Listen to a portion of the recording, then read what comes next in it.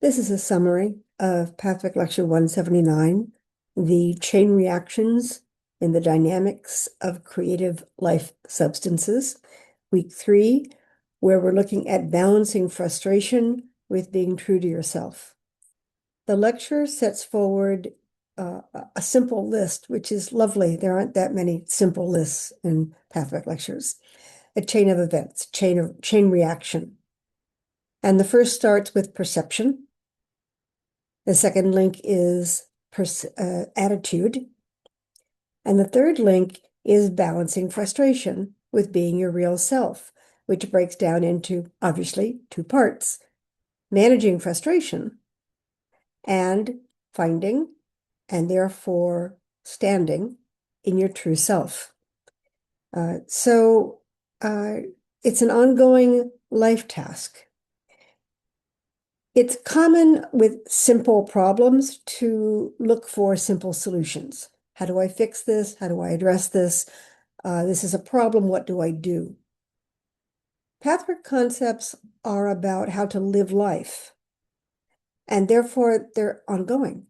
There's not going to be an end to this any more than if you were taught to think creatively. Well, when would I be done? And then creativity would happen without my doing anything. Thinking creatively is an hour by hour, day by day process that you can slough off, get lazy, you can procrastinate, you can start or stop. It comes and goes. It's not meant to be a constant linear event, and neither are these concepts. So the idea is to allow disharmonies in life to trigger your saying, there's a disharmony, what's going on here? Rather than looking for them per se, or rather than trying to apply the concept when it isn't needed. So the concept is there to help you, to assist you in living life, rather than being something to study and accomplish and then put away. I'm thinking of all the times we have learned things in school and really feel that we never use them. It's my experience that education, or my outlook on education, is that it is very pervasive, and you never know when something is going to turn up being handy. A lot of education is about supporting you in general life. Some of education is very specific. But knowing about some time in a medieval castle in Europe, it would seem arcane. Every once in a while, it becomes very useful information. So that if you have to take the course, or if you're stuck in that situation, absorb, let it flush through you. Either you're going to need it immediately or find it useful and fascinating, or it goes into your memory banks and it may come up one day when you least expect it. I invite you to treat the Pathwork lectures like that, to treat the concepts are things that you practice and learn, and then you want to be able to reach for them when and if you feel you need them.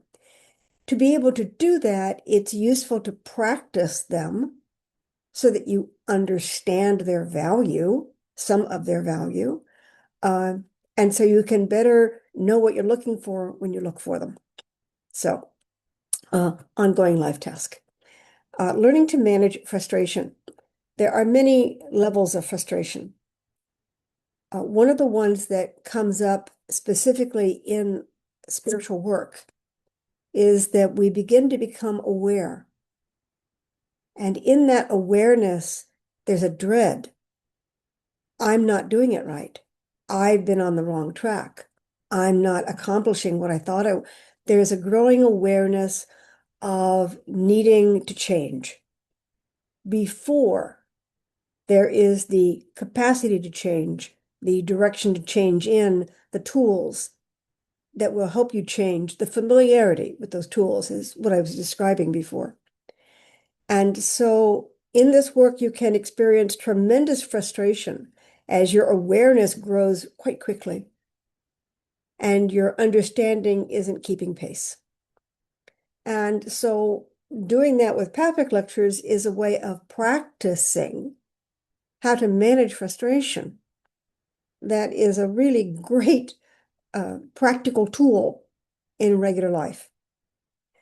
So that's one way frustration comes up. Another is that life is ambivalent. Uh, Life isn't specific. It doesn't tell you exactly how to live it. There's no manual. When there is a manual, it's been written by somebody else, and it may or may not serve you, and it may not have been updated. So I'm thinking of sets of encyclopedias that are issued. It's what I learned as a student.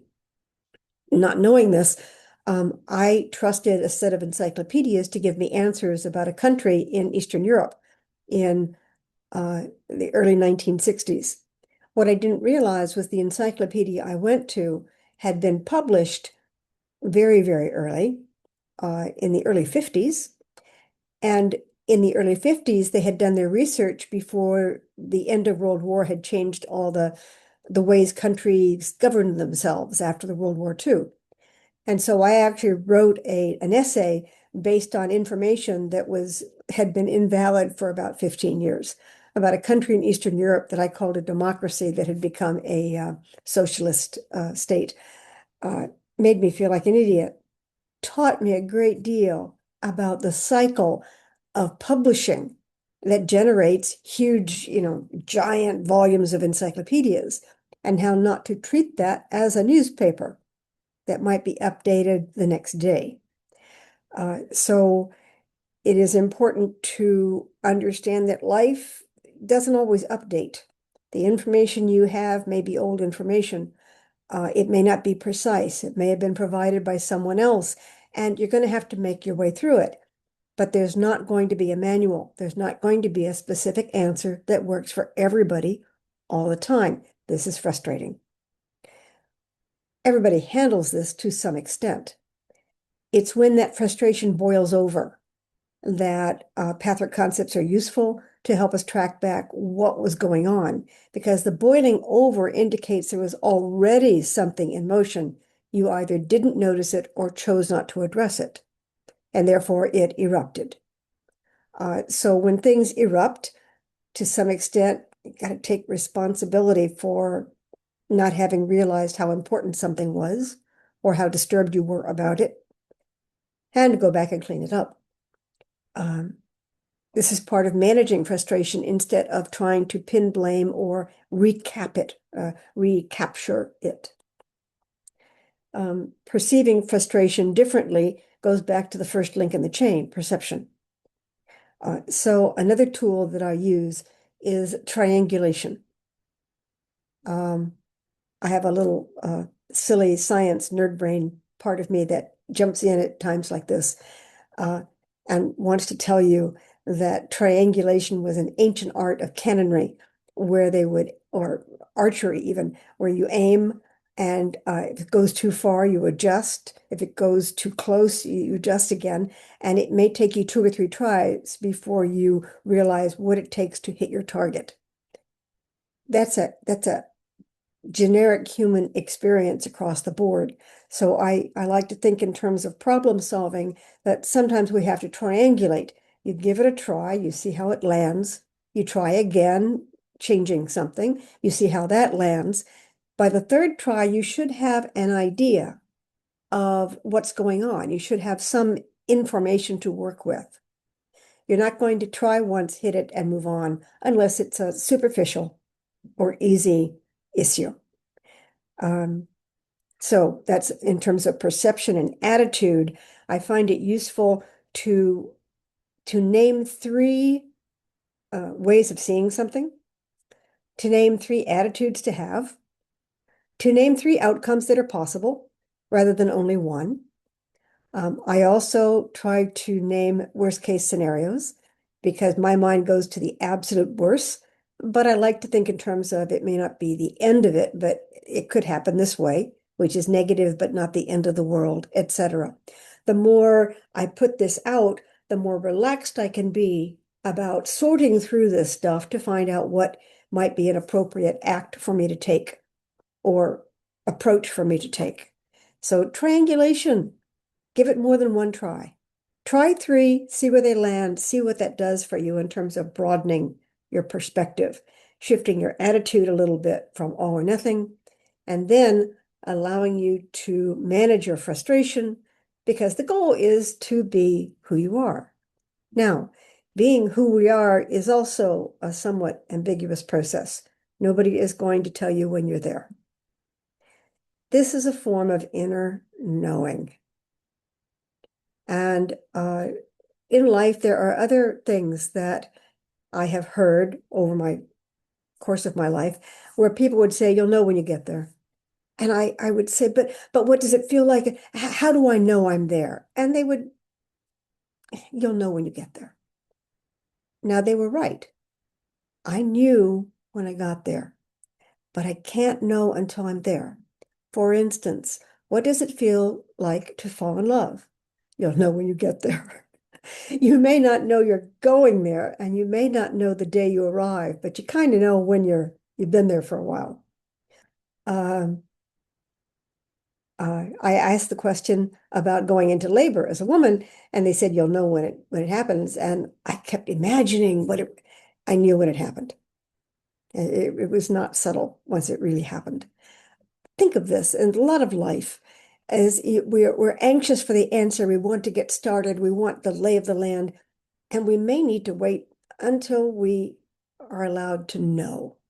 That knowing is really satisfying. It's important. It's like a baseline, a bedrock that is much easier to work from than the guessing. So when I say finding your true self, and you say, well, where is it? I don't know where your true self is. I have some senses about my own. It comes and goes, but I can tap into it. Might take me a few moments, but I can tap into it. We're not supposed to stay there. We're not supposed to be all wonderful, spiritual, perfect things. We are personalities. We are human beings. The idea is to create access so that you can partner. I've said this many times. You can partner with your real self.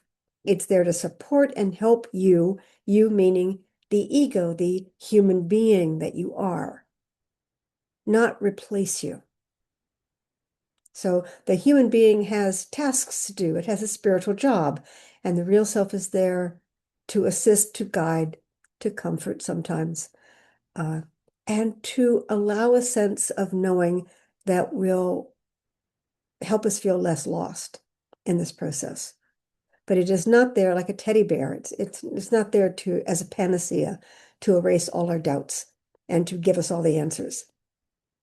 So being true to yourself has another factor, and that is that we change. This is the other reason why it can be frustrating. I know who I was 10 years ago, but I don't know who I am today. Organic life moves all the time. It changes all the time. And this is where having the perception, the understanding that things won't be in the same place we put it before. Keys have legs. Spiritual keys have legs.